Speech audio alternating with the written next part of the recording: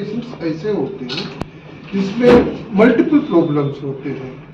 Multiple problems मतलब kidney का problem है, डायलिसिस है, हार्ट का प्रॉब्लम है, लीवर का प्रॉब्लम है, किडनी।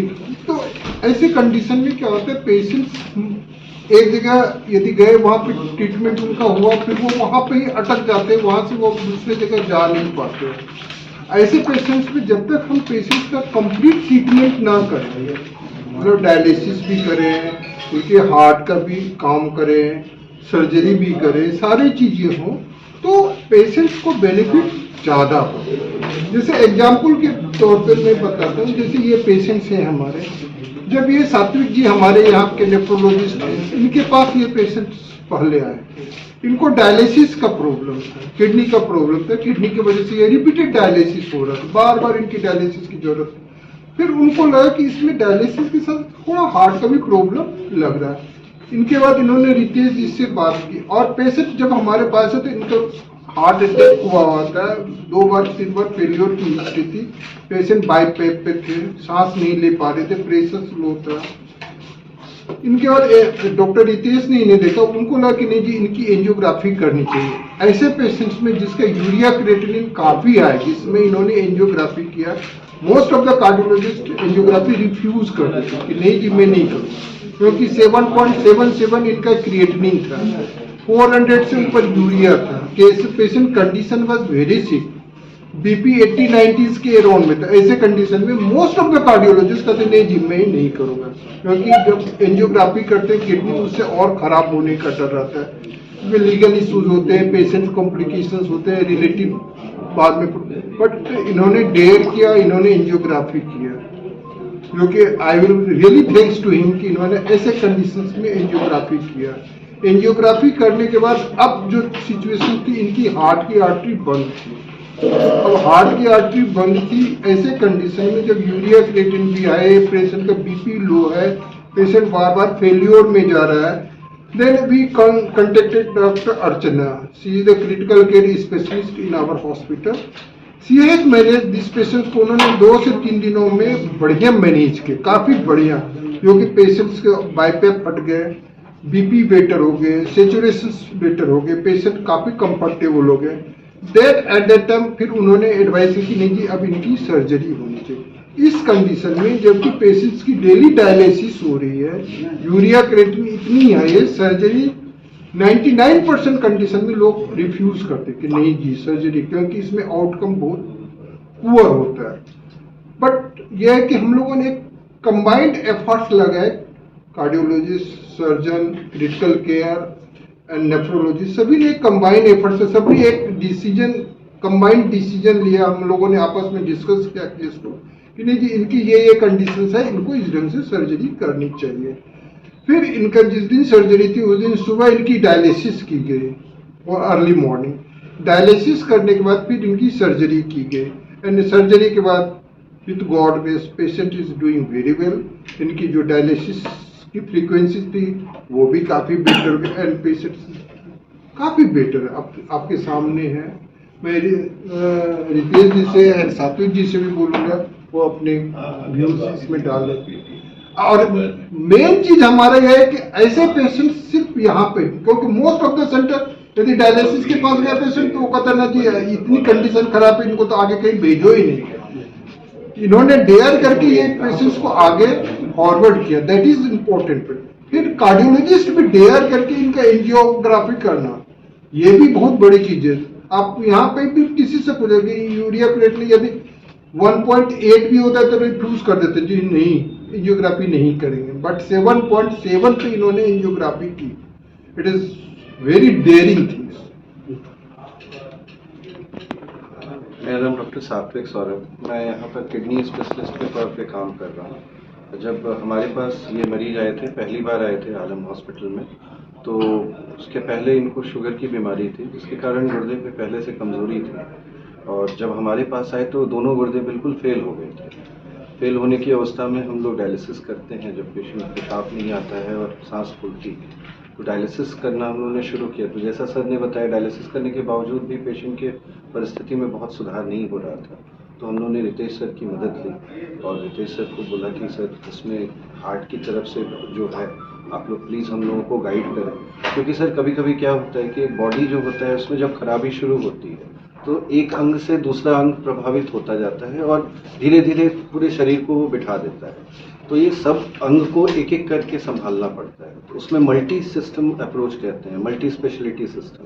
तो आलम हॉस्पिटल में ये सुविधा हम लोग को है कि एक छत के नीचे हम लोग सारे डिपार्टमेंट्स हैं, तो हम लोगों ने बैठकर और हर जो मरीज होता है, जैसे सर ने बताया कि बहुत क्रिटिकल पेशेंट थे हमारे लिए, तो उसमें सबसे महत्वपूर्ण ये होता है कि जो कम्युनिकेशन होता है between the patient party and doctor, हम लोगों के बीच में क्लियर कम्युनिकेशन हम लोगों ने रखा और जो भी रिस्क था हम लोगों ने पहले ही उन लोगों को समझा करके देखिए ये सारी परिस्थितियां हो सकती हैं बट मरीज की जान बचाने के लिए ये आवश्यक है। तो पेशेंट के रिलेटिव्स ने भी काफ़ी सपोर्ट किया हम लोगों को इसमें और बाकी पूरी टीम का एक सपोर्ट रहा सर, तो ऊपर वाले की दया से सारा कुछ अच्छा बेसिकली किडनी पेशेंट जो होते हैं उनमें हार्ट का डिजीज होने का चांसेस काफ़ी ज़्यादा होता है। कोई भी किडनी पेशेंट जो डायलिसिस में जाता है उसमें ऑलमोस्ट 60% पेशेंट्स को हार्ट की भी बीमारी रहती है, कोर्निया डिजीज होता है। और इवन डायलिसिस के पहले भी 50% पेशेंट्स में कोर्निया डिजीज होती है। और ये भी देखा गया है कि डायलिसिस पेशेंट में ये चीज़ पिकअप करना कि इसको हार्ट की डिजीज है कि नहीं थोड़ा मुश्किल होता है। बल्कि ऑन दैट कंट्री इस तरह के किडनी पेशेंट्स होते हैं इनमें 50% कॉज ऑफ डेथ जो है हार्ट ही होता है एंड करीब 10 से 15% केसेज में हार्ट अटैक होता है, जिसकी वजह से डायलिसिस पेशेंट सकम करते हैं। लेकिन जो सिम्टम्स है, जो किडनी पेशेंट है डायलिसिस हो रही है जिनकी, उनमें जो लक्षण आते हैं वो हार्ट के डिजीज से काफ़ी मैच करते हैं। सो इसमें यह चीज़ डिफ्रेंशिएट करना कि इस पेशेंट को किडनी की वजह से ही सिर्फ तकलीफ हो रही है या साथ में हार्ट की बीमारी भी है, थोड़ा चैलेंजिंग हो जाता है।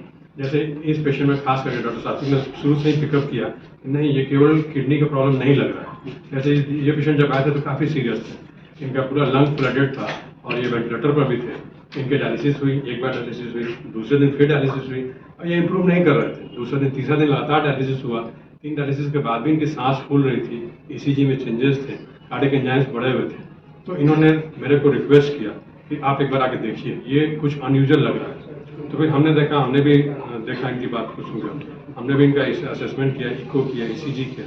हमने भी पाया कि नहीं इनके जो है चेंजेस हैं डायनेमिक और ये हार्ट से रिलेटेड प्रॉब्लम हो रहा है, इनको केवल किडनी प्रॉब्लम नहीं है, हार्ट की भी प्रॉब्लम है। सो हम लोगों ने आपस में डिस्कस करके, डॉक्टर अर्चना हमारे सीसीयू की इंचार्ज हैं, उनसे डिस्कस करके हमने कॉन्ट्रैक्ट करके इनको फिर हमने सीसीयू शिफ्ट किया।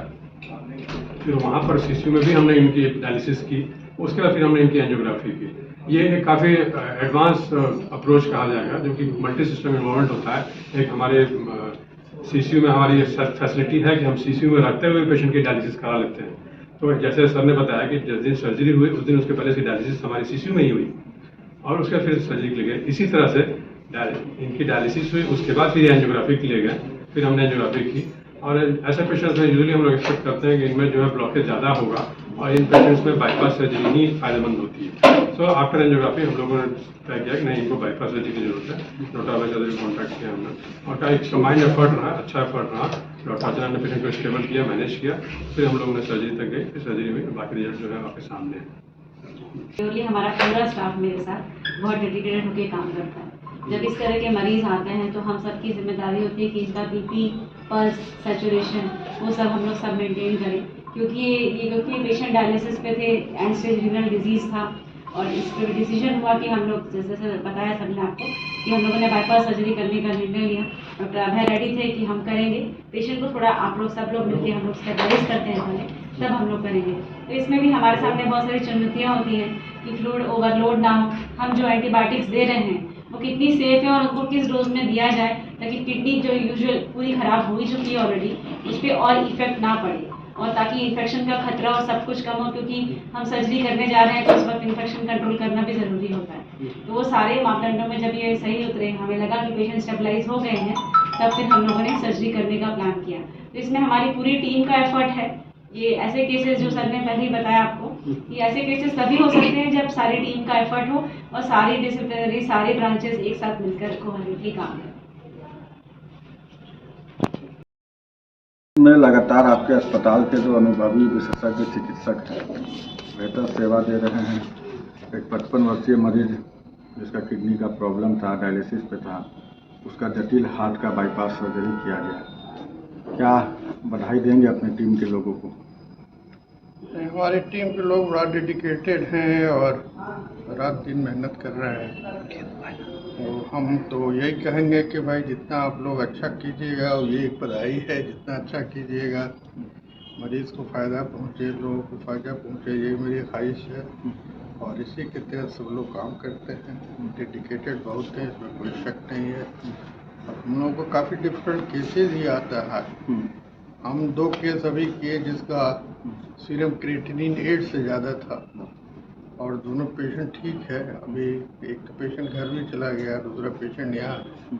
तो इसलिए कॉम्प्लिकेटेड केसेस बहुत हमारे यहाँ आते हैं और ये लोग काफ़ी मेहनत करते हैं। बहुत खुशी की बात है कि जो केस कहीं नहीं हो रहा है वहाँ पर यहाँ पर आकर के उसको टेकअप कर रहे हैं। अच्छा, कई सुपर स्पेशलिटी विभाग की सुविधा जो है वो आलम अस्पताल में मिल रही है, आगे क्या लक्ष्य है और कौन से नए डिपार्टमेंट की शुरुआत करेंगे या क्या कुछ उद्देश्य? नया बिल्डिंग मेरा आ रहा है, इसके बगल में है, वहाँ हम ज़्यादा ट्रांसप्लांट सर्जरी का प्लान कर रहे हैं। तो अभी तक के ट्रांसप्लांट सर्जरी झारखंड में फुल फ्लेजेड नहीं हो रहा है। तो इसकी हम उम्मीद करते हैं कि हम लोग एक्सपर्ट रख करके ये शुरू करें। ये मेरी ख्वाहिश है कि ये काम हो जाता है। जैसे लीवर ट्रांसप्लांट हुआ, किडनी ट्रांसप्लांट हुआ, हार्ट ट्रांसप्लांट हुआ, ये सब का एरा अब आ रहा है और लोग जो है ज़्यादा इसके पीछे काम कर रहे हैं और सक्सेसफुल भी काफ़ी है। तो ये मेरी ख्वाहिश है। और उधर का अस्पताल काफ़ी मॉडर्न हॉस्पिटल है, सुपर स्पेशलिटी के अलावा फुल्ली एयर कंडीशन है और उसमें जितना कंपाउंडर होती है तो एक जो कहीं भी दुनिया में कहीं भी उस तरह का जो मैनेजमेंट है वो हम करने जा रहे हैं।